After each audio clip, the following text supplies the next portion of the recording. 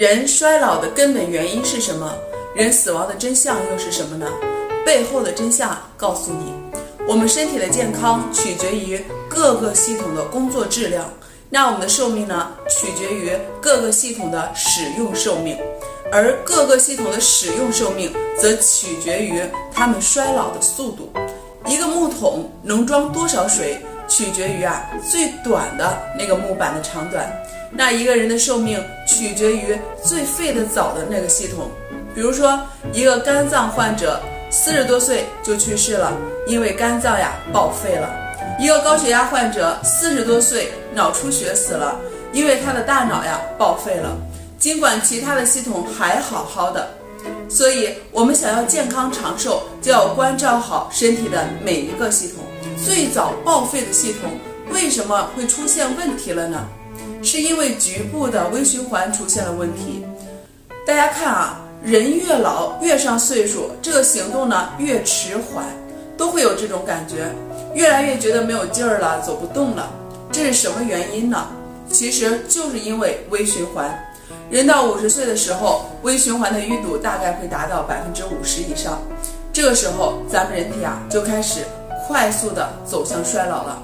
而到70、80岁的时候呢，微循环淤堵了70%到80%，基本上只有人体中间的部位循环畅通，那四肢和远端的微循环基本上就不行了，那人的生命呢也快走到尽头了。那说到这儿了，咱们又要说，那为什么有的人活到了100多岁？因为他们的微循环能够一直保持通畅。又为什么现在有很多人未老先衰？因为他们虽然年轻，但是身体的微循环已经开始淤堵，甚至有些朋友已经堵得很严重了。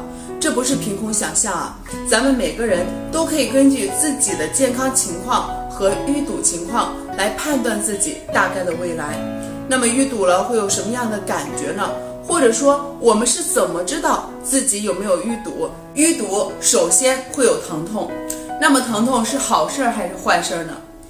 经络或者血液出现循环问题所表现出来最典型的症状就是疼痛。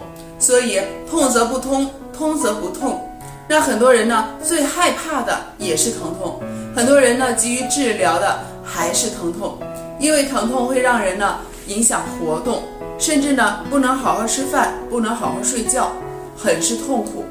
但是有一点大家也许不明白，咱们的身体一旦出现了问题，怕的不是疼，而是不疼。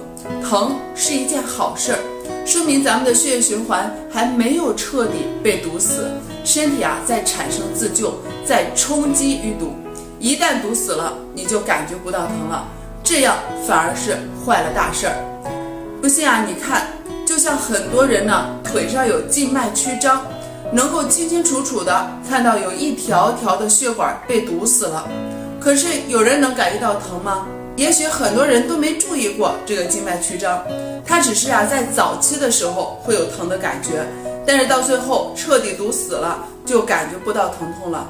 血管被堵死了，我们就感觉不到疼痛了，随之而来的是麻木发凉，这才是更严重的后果。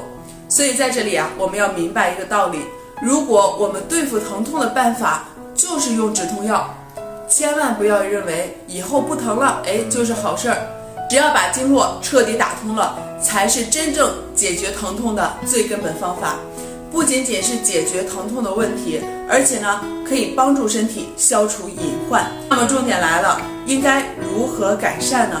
最好的方法就是通过经络拍打以及有氧激活运动，这是最快最有效的方法。那么下面呢，我给大家分享非常简单而且有效的快速去打通咱们身体经络的动作。首先咱们先疏通四肢的远端，咱们先拍上肢的内侧，我们在拍的时候会路过肘窝和手心，要重点拍，随后再拍打咱们手臂的外侧，从咱们的肩一直拍到手背的位置，再拍侧面，从大拇指的位置一直拍到咱们的肩。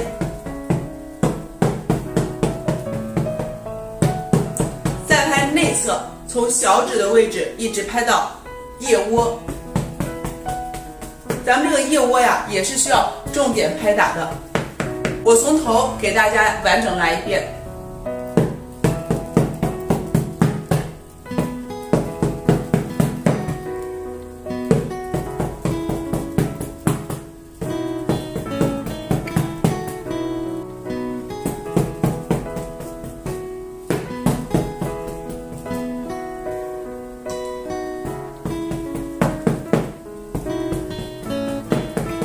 这样的拍打可以很好的去帮助疏通经络，促进气血的运行。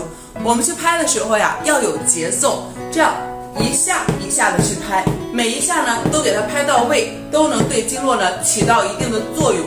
每条胳膊呀，我们按照这个顺序去拍打3分钟。拍打完胳膊以后，我们再去拍双下肢，先拍打双腿的外侧，由上到下，随后呢由下到上，再把内侧给它拍起来，两条腿可以一起拍。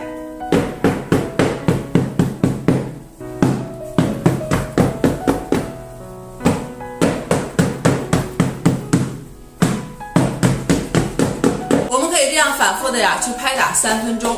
随后呢，再拍打大腿的前侧，从腹股沟一直拍到咱们脚踝的位置，再顺着小腿肚子一直向上拍到咱们的臀部，再反复拍打3分钟。